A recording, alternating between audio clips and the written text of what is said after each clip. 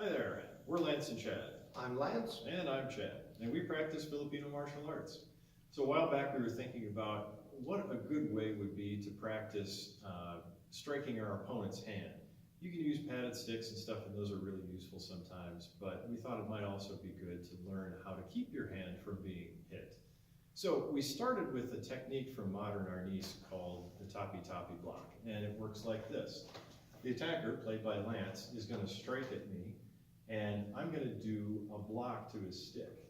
And when I do that, I'm also going to try to check his hand, which he circles out of the way, and that is the beginning of that tapi-tapi block movement. As I come in with my counter, he's going to block that, and so this is the actual tapi-tapi block. Let's do that one more time. So he strikes, I miss, and he blocks it with the tapi-tapi block. So we thought that that would be a good starting point, and maybe the defender, instead of trying to block his stick, would actually strike at his hand or his arm. So when I do that then, if I'm successful and Lance strikes at me, I get to hit his arm, and then I get to check his hand, and then I get to do my counterattack. But if the attacker is smart, he's going to use this tapi-tapi block, the circular motion, more efficiently and keep his hand out of harm's way. I still won't be able to hit his hand, and I won't be able to check his stick, and he'll still be able to counter my attack. So let's do that a couple more times.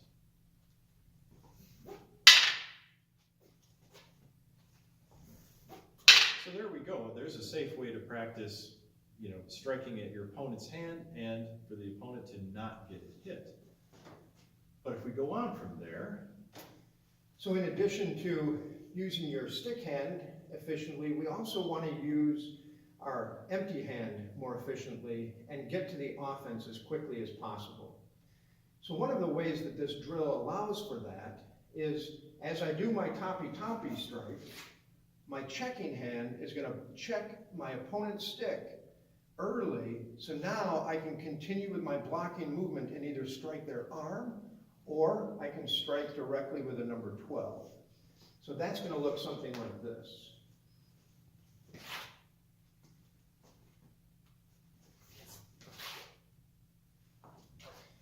So in addition to using my two hands more efficiently in getting to the offense, what I can also utilize is I can use better timing and better control of the range and close on my opponent and use my empty hand even more efficiently, such as this. Make my tapi-tapi block, punch, and my stick hand is still here to block. So that's going to look something like this.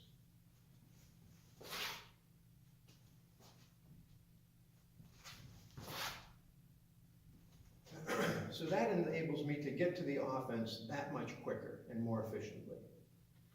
So by now you've probably noticed that the defender is losing badly every single time, even though he initially is trying to get the upper hand by striking his attacker's hand. So what to do? We figured that changing from a block, check, counter movement instead to using single sinawali.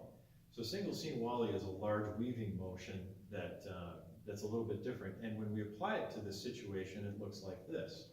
As the attacker comes in, I'm going to still try to hit his arm, but then as I notice that I've missed, I'm going to move offline and try to check his stick. And if I'm successful, that's great, because now I have an advantage that's pretty clear here. So let's do that again.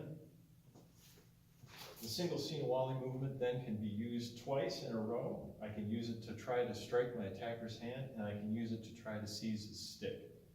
But if the attacker again is aware of what's going on and realizes his first attack doesn't work, and that I'm moving offline to flank him, then he might pull his stick back and keep me from checking him. And so now we've ended up basically back where we've started, so that we're both even and we can start the engagement over again. Let's try that one more time. And so now we have this rather complete drill that we can use in a give and take fashion, and we can just keep going ad infinitum.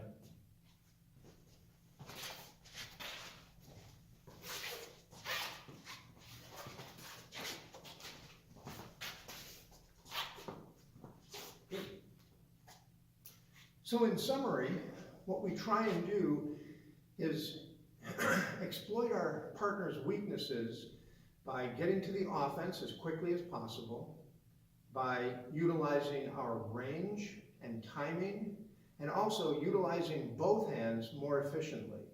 And by doing this, we can exploit the weaknesses that, for example, Chad makes by crossing his arms across his center line too far and becoming vulnerable. That's all we've got for today.